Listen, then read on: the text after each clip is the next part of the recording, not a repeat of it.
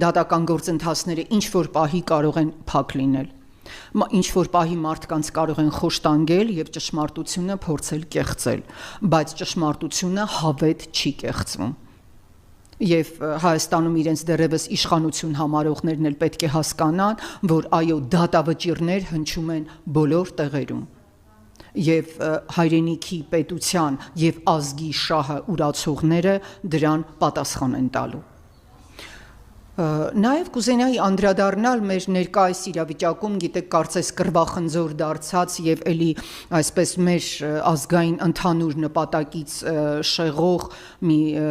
խնդիր, որը ձևավորվել է, կարծես հասարակությունը, ավելի ճիշտ ոչ թե հասարակությունը, այլ հիմնականում քաղաքական ուժերը բաժանվում են մի խմբի,